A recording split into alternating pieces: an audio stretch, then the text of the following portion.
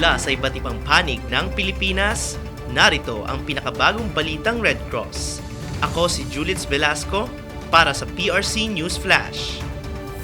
Nagkaroon ng phreatomagmatic eruption ang Taal Volcano nitong October 2, alas 4:21 ng hapon, kung saan nagbuga ng usok ang bulkan na may taas na 2,400 meters. Ipinaliwanag ito ng PHIVOLCS bilang pagputok dulot ng kontak ng tubig sa ilalim ng bulkan sa mainit na magma. Nanatiling nakataas sa Alert Level 1 sa Taal Volcano at mariing ipinagbabawal ang pagpasok sa isla. Wala namang naiulat na nasaktan sa insidente. Gayunman, ang Philippine Red Cross sa pangunguna ni Chairman at CEO Dick Gordon ay nananatiling nakaalerto at handang magbigay ng tulong at pag-alalay sa komunidad na pumapalibot sa isla ng Taal. Sa kasalukuyan, mayroong nakaantabay na mga tauhan ng Philippine Red Cross na mabilis na maimomobilize kung sakaling magkaroon muli ng pagsabog.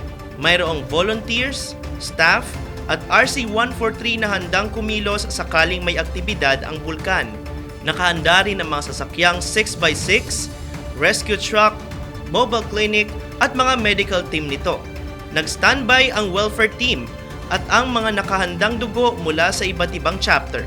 Para maging ligtas, manatili sa loob ng bahay at isara ang pinto at bintana para hindi makapasok ang abo o fog kung meron man. Kung kinakailangan lumabas, gumamit ng mask o goggles bilang proteksyon sa mata. Sumunod sa payo ng mga otoridad at patuloy na sumubaybay sa DOST PHIVOLCS, Philippine Red Cross at makinig sa abiso ng inyong barangay.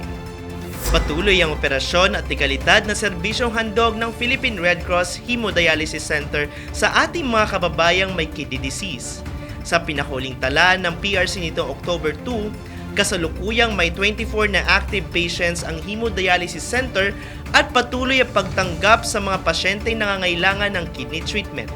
Umabot na sa 2,832 na dialysis treatment ang naisagawa ng PRC sa taong ito na inaasahang darami pa sa mga susunod na buwan kaugnay ng pagtaas ng bilang ng mga may kidney disease at leptospirosis.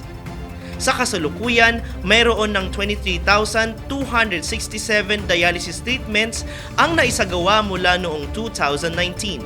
Ayon kay PRC Chairman at CEO Dick Gordon, hindi linya ng PRC ang dialysis, ngunit nagpatayo ang organisasyon ng dialysis center para mas marami ang matulungan ng Red Cross. Dagdag pa ni Chairman Gordon, welcome ang mahihirap na pasyente sa PRC Hemodialysis Center dahil libre ang serbisyo dito para sa kanila. Sabi naman ni PRC Secretary General Dr. Gwendolyn Pang, kumpleto at state-of-the-art ang dialysis machines ng PRC kaya nakakasigurong mahusay ang serbisyo ng dialysis center. Bukas ang Hemodialysis Center tuwing Lunes, Miyerkules at Biyernes. Matatagpuan ang PRC Hemodialysis Center sa Radial Road 10, Bonifacio Drive, Port Area, Manila. Maaaring tumawag sa 8527-6658 o 0976-530-1092 o mag-email sa prchemodialysis@redcross.org.ph. Upang maging handa sa mga di inaasahang pangyayari gaya ng lindol, ang Emergency Response Unit ng PRC Batangas Chapter Tanawan City Branch ay nagsagawa ng light search and rescue training sa mga participants mula sa Philippine Manufacturing Company of Murata sa Tanawan City, Batangas. Ito ay dinaluhan ng 15 kalahok at hinawakan ng mga instructors mula sa ERU ng PRC Batangas Chapter. Sa panahong laganap ang mga aksidente, sakuna at natural disasters, mahalagang may kaalaman ang marami sa atin sa pagre-rescue. Lalo na ang mga empleyadong bahagi ng malaking kumpanyang nasa malaking gusali. Ang pagsasanay sa light search and rescue operations ay idinisenyo upang iligtas ang maraming bilang ng tao sa maikling panahon mula sa isang gusali o lugar na pinangyarihan ng insidente. Layunin din ng operasyong ito na makalabas na ligtas ang rescuer.